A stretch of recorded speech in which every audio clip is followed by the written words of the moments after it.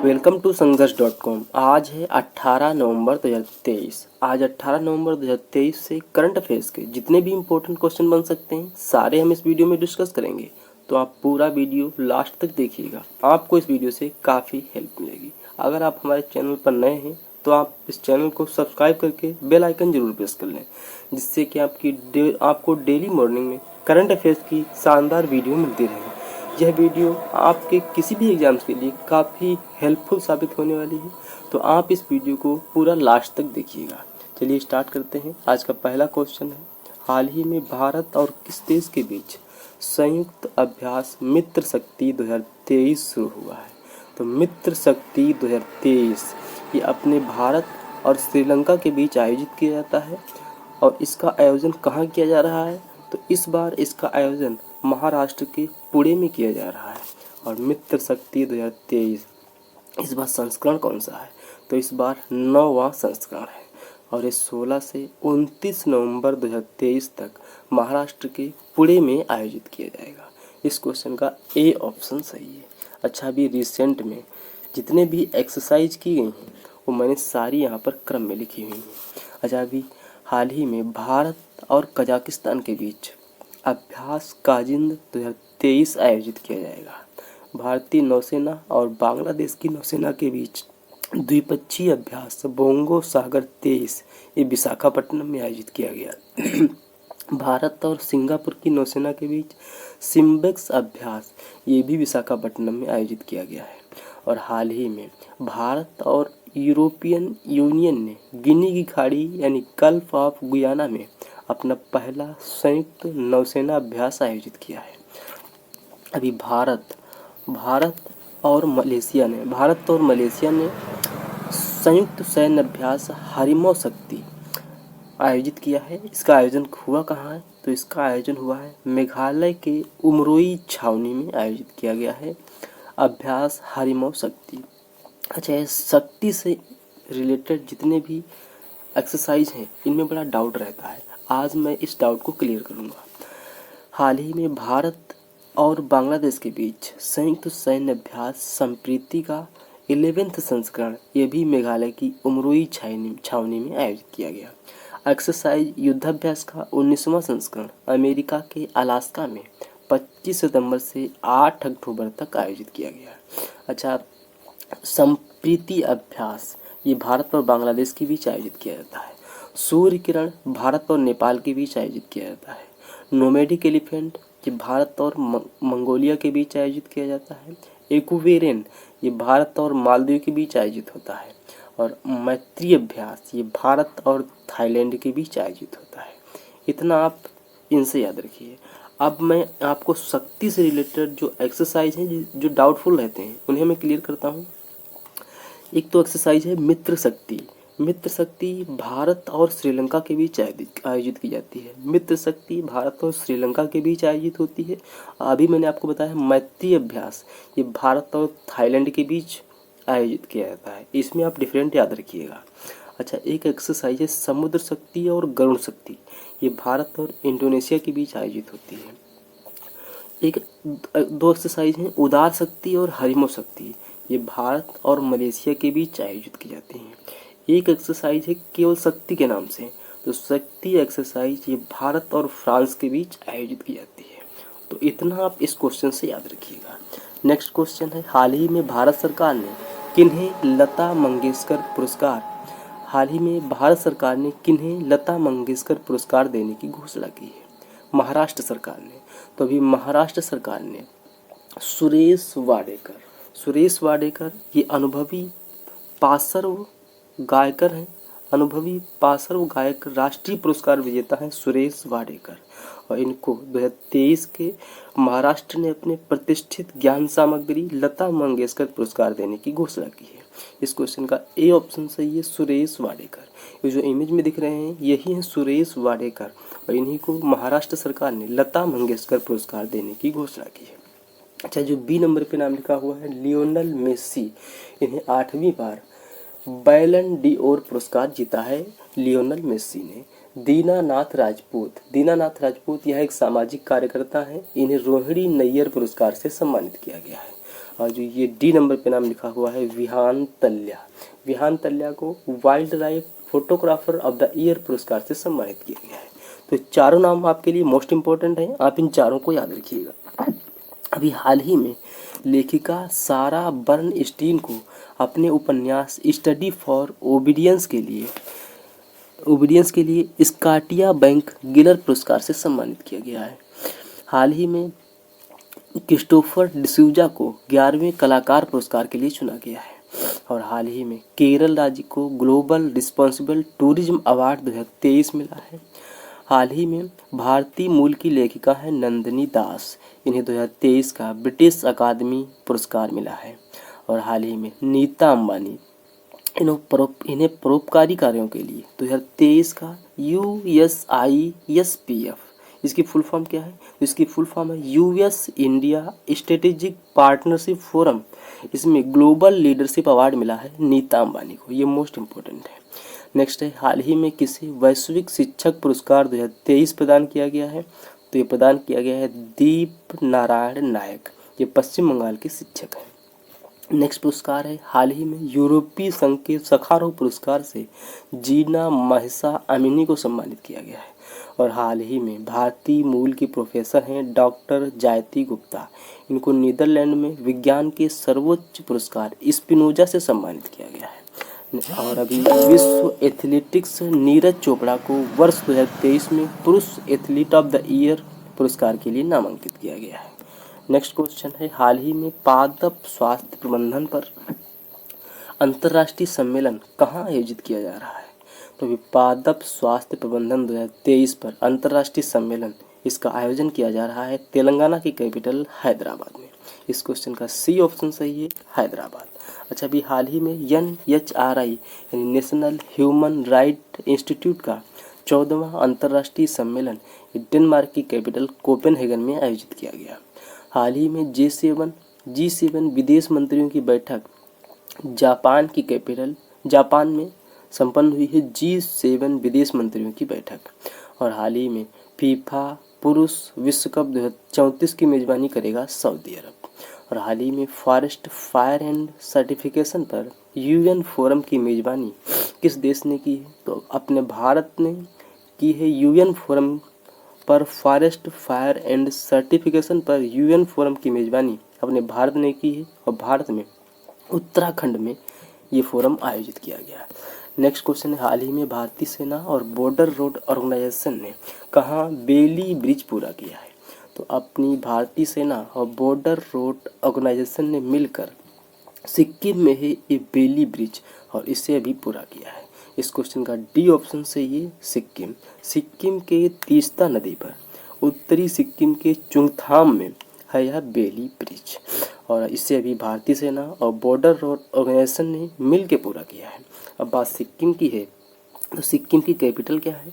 सिक्किम की कैपिटल है गंगटोक। सिक्किम के चीफ मिनिस्टर हैं प्रेम सिंह तमांग और सिक्किम के गवर्नर कौन है? तो सिक्किम के गवर्नर हैं लक्ष्मण आचार्य।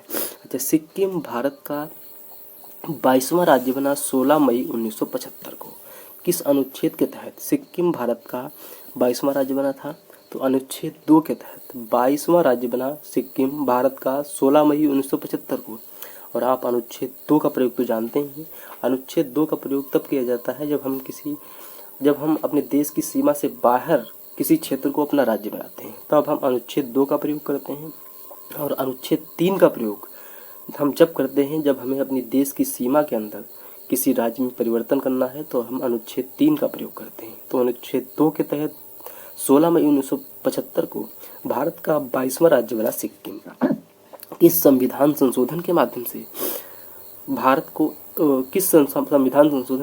से सिक्किम को भारत का एसोसिएट राज्य का दर्जा दिया गया था? तो 35वां संविधान संशोधन के तहत सिक्किम को भारत का एक एसोसिएट राज्य का दर्जा दिया गया था, 35वां संविधान संशोधन के माध्यम से। और 36वां संविधान संशोधन करके सिक्किम को भारत के पूर्ण राज्य का दर्जा दिया गया। सिक्किम में विधानसभा सीट है 32, जो कि राज्यों में सबसे कम है। राज्यों में सबसे कम विधानसभा सीट सिक्किम के पास है। और हम केंद्र शासित प्रदेश की बात करते हैं, तो केंद्र शासित प्रदेश में सबसे कम सीटें हैं पुडुचेरी के पास। पुडुचेरी के पास 30 सीटें हैं। और सिक्किम में लोकसभा की 1 सीट है, राज्यसभा की 1 सीट है। जून 2022 में सिक्किम राज्य की राजकीय तितली के रूप में ब्लू ड्यूक को घोषित किया गया, ये आप याद रखिएगा। अच्छा, ये क्वेश्चन आपके लिए मोस्ट इम्पोर्टेंट बन जाता है। भारत का कौन सा राष्ट्रीय उद्यान यूनेस्को की विश्व धरोहर सूची में भारत का एकमात्र मिश्रित स्थल है? तो वो है कंचनजंगा। कंचनजंगा राष्ट्रीय उद्यान ये यूनेस्को की विश्व विरासत सूची में भारत का एकमात्र मिश्रित स्थल है और ये सिक्किम में है। इसे 2016 में शामिल किया गया। भारत की सबसे ऊंची झील है चोलामू झील, ये भी सिक्किम में है। तो इतना आप सिक्किम से याद रखिए। अब ब्रिज से रिलेटेड जितने भी रिसेंट में क्वेश्चन बने हैं मैंने सारे यहाँ पर लिखे हुए हैं। हाल ही में भारत और नेपाल के बीच झूलाघाट सस्पेंशन ब्रिज ये पूरी तरह से चालू हो गया है। भारत और ब्रिटेन ने इंफ्रास्ट्रक्चर फाइनेंसिंग ब्रिज का शुभारंभ किया है। भारतीय सेना और बॉर्डर रोड ऑर्गेनाइजेशन ने अरुणाचल प्रदेश के अंजवा जिले में बेली ब्रिज का उद्घाटन किया है। अज्जी खड्ड पुल, अच्छा, भारत का सबसे बड़ा स्काई वॉक ब्रिज कौन सा है, कहाँ है? तो इस भारत का सबसे बड़ा स्काई वॉक ब्रिज है तमिलनाडु में। अंजी खड्ड पुल ये भारत का पहला केबल आधारित रेल पुल है, ये जम्मू कश्मीर में है। एस जयशंकर ने मोजाम्बिक में बुजी बिल का उद्घाटन किया है। और रक्षा मंत्री राजनाथ सिंह ने अरुणाचल प्रदेश में सियोम ब्रिज का उद्घाटन किया है। और भारत का दूसरा सबसे लंबा केबल आधारित 8 लेन जुआरी ब्रिज ये गोवा में खुला है। और बिहार के मुख्यमंत्री ने फल्गु नदी पर भारत के सबसे लंबे रबर बांध का उद्घाटन किया है। नेक्स्ट क्वेश्चन है, हाल ही में अंतर्राष्ट्रीय मिर्गी दिवस कब मनाया गया है? तो अंतर्राष्ट्रीय मिर्गी दिवस ये मनाया गया है 17 नवंबर को। इस क्वेश्चन का डी ऑप्शन सही है। हर साल 17 नवंबर को राष्ट्रीय मिर्गी दिवस के रूप में मनाया जाता है। यह मिर्गी रोग से पीड़ितों और परिजनों को जागरूक करने के लिए मनाया जाता है। इस क्वेश्चन का डी ऑप्शन सही है, 17 नवंबर। अच्छा, राष्ट्रीय मिर्गी दिवस तो मनाया गया है 17 नवंबर को। और विश्व मिर्गी दिवस कब मनाया जाता है? तो विश्व मिर्गी दिवस मनाया जाता है प्रतिवर्ष फरवरी के दूसरे सोमवार को। तो 2023 में ये सोमवार कब पड़ा है? तो 2023 में ये सोमवार पड़ा है 13 फरवरी को। तो इस बार 13 फरवरी को विश्व मिर्गी दिवस के रूप में मनाया गया है। और इस बार की थीम क्या है? थीम आपके लिए मोस्ट इम्पोर्टेंट है। तो विश्व मिर्गी दिवस 2023 की थीम है स्टिग्मा। क्या है? स्टिग्मा। अच्छा, अभी विश्व एड्स टीका दिवस कब मनाया जाता है? तो विश्व एड्स टीका दिवस मनाया जाता है 18 मई को। विश्व एड्स टीका दिवस 18 मई को मनाया जाता है। और विश्व एड्स दिवस मनाया जाता है 1 दिसंबर को। विश्व मस्तिष्क ट्यूमर दिवस 8 जून को मनाया जाता है। विश्व रक्तदाता दिवस 14 जून को मनाया जाता है। विश्व ब्रेल दिवस 4 जनवरी को मनाया जाता है। विश्व कैंसर दिवस 4 फरवरी को मनाया जाता है। राष्ट्रीय टीकाकरण दिवस 16 मार्च को मनाया जाता है। और विश्व क्षय रोग दिवस ये मनाया जाता है 24 मार्च को। कई बार आपसे एग्जाम में क्वेश्चन पूछा गया है कि विश्व क्षय रोग दिवस कब मनाया जाता है? तो 24 मार्च को मनाया जाता है। विश्व आत्म केंद्रित जागरूकता दिवस 2 अप्रैल को मनाया जाता है। और विश्व स्वास्थ्य दिवस तो हम सब जानते ही हैं 7 अप्रैल को मनाया जाता है। और विश्व होम्योपैथी दिवस मनाया जाता है 10 अप्रैल को। नेक्स्ट क्वेश्चन है, हाल ही में इनोवेशन इकोसिस्टम को बढ़ावा देने के लिए भारत और किस देश ने समझौता किया है? तो इनोवेशन इकोसिस्टम को बढ़ावा देने के लिए अपने भारत और अमेरिका ने समझौता किया है। अपने भारत ने अमेरिका के साथ इकोसिस्टम को बढ़ावा देने के लिए समझौता किया है। इस क्वेश्चन का सी ऑप्शन सही है, अमेरिका। नेक्स्ट क्वेश्चन है, हाल ही में किसने दुनिया का सबसे तेज इंटरनेट लॉन्च किया है? तो भी चाइना ने दुनिया का सबसे तेज इंटरनेट लॉन्च किया है। इस क्वेश्चन का सी ऑप्शन सही है, चाइना। नेक्स्ट क्वेश्चन है, हाल ही में किसे पहला life time disturbing the peace award मिला है? तो पहला life time disturbing the peace award मिला है सलमान रुश्दी को। इस क्वेश्चन का ए ऑप्शन सही है, ए। सलमान रुश्दी को पहला life time disturbing the peace award मिला है। ये जो बी नंबर पे नाम लिखा हुआ है सुधा मूर्ति को ग्लोबल इंडियन अवार्ड दिया गया है। और ग्लोबल इंडियन अवार्ड पाने वाली पहली महिला बनी है सुधा मूर्ति। ये जो बी नंबर पे नाम लिखा है रुक्सियांग झांग, इन्हें गणित के प्रतिष्ठित शस्त्र रामानुजम पुरस्कार के लिए चुना गया है। वहीदा रहमान, इनको Dada Saheb Phalke life time achievement पुरस्कार से सम्मानित किया गया है। तो आप इन चारों नामों को याद रखिए। नेक्स्ट क्वेश्चन है, हाल ही में किस देश के स्टार्टअप सी गार्ड ने जलवायु नवाचार प्रतियोगिता जीती है? तो स्टार्टअप सी गार्ड, ये पाकिस्तान का एक क्लीन टेक स्टार्टअप है और इसने भी शीर्ष जलवायु नवाचार प्रतियोगिता जीती है। तो इस क्वेश्चन का सी ऑप्शन सही, पाकिस्तान का क्लीन टेक स्टार्टअप है सी गार्ड और इसने नवाचार प्रतियोगिता जीती है। पाकिस्तान की बात है तो पाकिस्तान की कैपिटल क्या है? पाकिस्तान की कैपिटल है इस्लामाबाद। पाकिस्तान की करेंसी है पाकिस्तानी रुपया और पाकिस्तान के अभी कार्यवाहक प्रधानमंत्री बने हैं अनवर उल हक कक्कड़। और पाकिस्तान के प्रेसिडेंट कौन है? तो पाकिस्तान के प्रेसिडेंट हैं आरिफ अलवी। नेक्स्ट क्वेश्चन है, हाल ही में वनडे क्रिकेट में सबसे ज़्यादा शतक लगाने वाले खिलाड़ी कौन बने हैं? तो वनडे क्रिकेट में सबसे ज़्यादा शतक लगाने वाले खिलाड़ी बने हैं विराट कोहली। इस क्वेश्चन का ए ऑप्शन सही है। इन्होंने शतकों का अर्धशतक पूरा किया है, यानी कि 50 शतक पूरे किए हैं विराट कोहली ने। अभी तक यह रिकॉर्ड था सचिन तेंदुलकर के नाम। सचिन तेंदुलकर का 49 शतक का रिकॉर्ड था और अभी विराट कोहली ने इसे तोड़ दिया है। तो इस क्वेश्चन का ए ऑप्शन सही है। अच्छा, ये क्रिकेट से रिलेटेड क्वेश्चन है। तो अभी हाल ही में विश्व कप में सर्वाधिक छक्के लगाने वाले बल्लेबाज बने हैं रोहित शर्मा। इन्होंने 50 छक्के पूरे किए हैं। और वनडे विश्व कप में 4 शतक लगाने वाले दुनिया के तीसरे क्रिकेटर बने हैं क्विंटन डी कॉक। और वनडे विश्व कप में सर्वाधिक विकेट लेने वाले गेंदबाज बने हैं मोहम्मद शमी। और क्रिकेट से जुड़े बेसबॉल शब्द को कोलिंस डिक्शनरी में जोड़ा गया है। और वनडे क्रिकेट में सबसे तेज 100 विकेट लेने वाले गेंदबाज शाहीन अफरीदी बने हैं। तो इतना आप इस क्वेश्चन से याद रखिए। नेक्स्ट क्वेश्चन है, हाल ही में आरबीआई ने किस बैंक पर 90.92 लाख रुपए का जुर्माना लगाया है? तो अभी रिजर्व बैंक ऑफ इंडिया ने एक्सिस बैंक पर केवाईसी के नियमों का पालन न करने की वजह से 90.92 लाख रुपए का जुर्माना लगाया है। इस क्वेश्चन का डी ऑप्शन सही है। यह बैंक ग्राहकों के पहचान और एड्रेस डिटेल से जुड़े रिकॉर्ड को रखने में असफल रहा है और इसलिए आरबीआई ने एक्सिस बैंक पर ये 90.92 लाख रुपए का जुर्माना लगाया है। अब बात आरबीआई की है, तो आरबीआई से रिलेटेड जो इम्पोर्टेंट क्वेश्चन बन सकते हैं वो मैं आपको बताता हूँ। हाल ही में आरबीआई ने कार्यकारी निदेशक के रूप में मनोरंजन मिश्रा को नियुक्त किया है।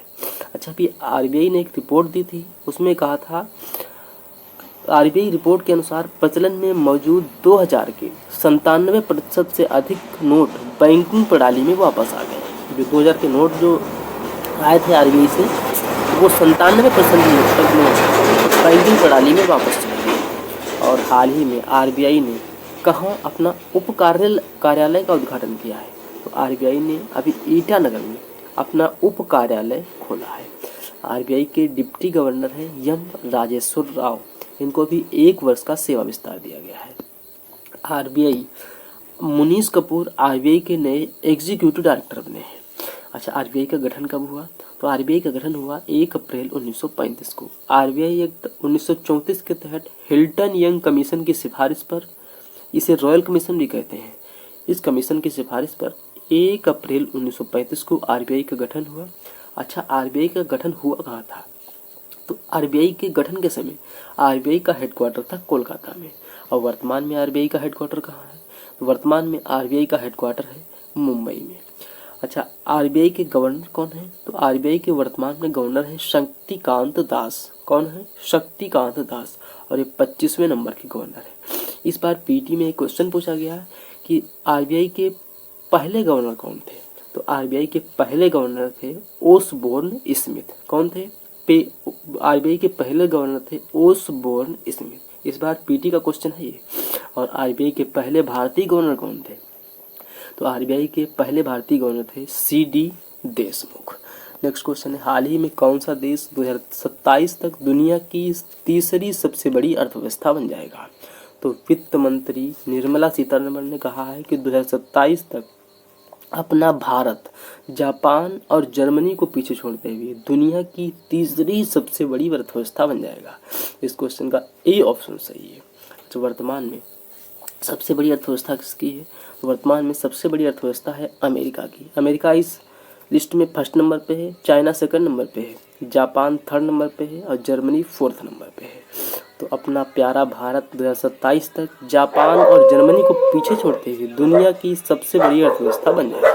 इस क्वेश्चन का ए ऑप्शन सही है। नेक्स्ट क्वेश्चन है, हाल ही में वनडे में 7 विकेट लगाने वाले पहले भारतीय गेंदबाज कौन बने हैं?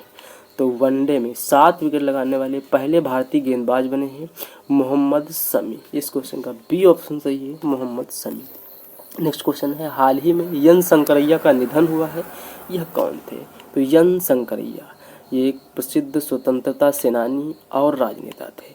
देश के सबसे बुजुर्ग कम्युनिस्ट नेताओं में से एक थे एन शंकरैया, और इनका भी 102 वर्ष की उम्र में चेन्नई के एक हॉस्पिटल में निधन हो गया है। तो इस क्वेश्चन का डी ऑप्शन सही है, स्वतंत्रता सेनानी और राजनेता थे एन शंकरैया, और इनका भी 102 वर्ष की उम्र में चेन्नई के एक हॉस्पिटल में निधन हो गया है। नेक्स्ट क्वेश्चन है, हाल ही में अंतर्राष्ट्रीय छात्र दिवस कब मनाया गया है? तो अंतर्राष्ट्रीय छात्र दिवस ये मनाया गया है 17 नवंबर को। इस क्वेश्चन का सी ऑप्शन सही है, 17 नवंबर को अंतर्राष्ट्रीय छात्र दिवस के रूप में मनाया जाता है। नेक्स्ट क्वेश्चन है, हाल ही में मालदीव के राष्ट्रपति के शपथ ग्रहण समारोह में भारत का प्रतिनिधित्व कौन करेंगे? तो आप जानते हैं अभी मालदीव में चुनाव संपन्न हुए और मालदीव के नए राष्ट्रपति चुने गए हैं मोहम्मद मुइज़्ज़ू, और अब इनका शपथ ग्रहण समारोह है। और इस शपथ ग्रहण नवनिर्वाचित राष्ट्रपति मुइज़्ज़ू के शपथ ग्रहण समारोह में शामिल होने के लिए हमारे केंद्रीय मंत्री हैं किरेन रिजिजू, ये मालदीव पहुंचे हैं। यही शपथ ग्रहण समारोह में भाग लेंगे। मोहम्मद मुइज़्ज़ू ने सितंबर में राष्ट्रपति पद के चुनाव में मौजूदा राष्ट्रपति इब्राहिम मोहम्मद सोलिह को चुनाव में हराया था, और मोहम्मद मुइज़्ज़ू मालदीव के नए राष्ट्रपति के रूप में चुने गए हैं। तो इस शपथ ग्रहण समारोह में हमारे केंद्रीय मंत्री किरेन रिजिजू भारत का प्रतिनिधित्व करेंगे। अच्छा, मालदीव से रिलेटेड क्वेश्चन है, तो मालदीव की आधिकारिक भाषा क्या है? ये एग्जाम में अक्सर क्वेश्चन पूछा जाता है। तो मालदीव की आधिकारिक भाषा है धिवेही। क्या है? धिवेही। नेक्स्ट क्वेश्चन है, हाल ही में किस राज्य ने SEBA यानी secondary education board of Assam, इसे उस असम माध्यमिक शिक्षा बोर्ड ये कक्षा 10 की परीक्षाएं आयोजित कराता था, और AHSEC यानी Assam higher secondary education council, Assam उच्चतर माध्यमिक शिक्षा बोर्ड, ये असम में 12वीं की परीक्षाएं आयोजित कराता था। तो हाल ही में किस राज्य सरकार ने SEBA और AHSEC के विलय को मंजूरी दी है? तो अभी असम राज्य सरकार ने SEBA यानी secondary education board of Assam और Assam higher secondary education council के विलय को मंजूरी दी है असम सरकार ने। इस क्वेश्चन का ए ऑप्शन सही है। शिक्षा में सुधार के लिए असम के मंत्रिमंडल ने secondary education board of Assam और Assam higher secondary education council के विलय को मंजूरी दी है, और इन दोनों के विलय के बाद अब इसे असम राज्य स्कूल शिक्षा बोर्ड यानी ASSEB के नाम से जाना जाएगा। तो ये विलय की मंजूरी मिली है असम में। इस क्वेश्चन का ए ऑप्शन सही है। असम की बात है तो असम की कैपिटल क्या है? असम की कैपिटल है दिसपुर। असम के चीफ मिनिस्टर हैं हिमंता बिस्वा शर्मा, और असम के गवर्नर हैं गुलाब चंद कटारिया। तो इस क्वेश्चन का ए ऑप्शन सही है। तो ये था आज का हमारा करंट अफेयर्स का वीडियो। आपको ये वीडियो कैसा लगा प्लीज़ कमेंट बॉक्स में ज़रूर बताना, और अभी तक भी आपने हमारे इस चैनल को सब्सक्राइब नहीं किया है तो प्लीज़ आप इसे ज़रूर सब्सक्राइब कर लें। निश्चित ही इस चैनल से आपको काफ़ी हेल्प मिलेगी। तो चलिए मिलते हैं नेक्स्ट वीडियो में, तब तक के लिए जय हिंद जय भारत।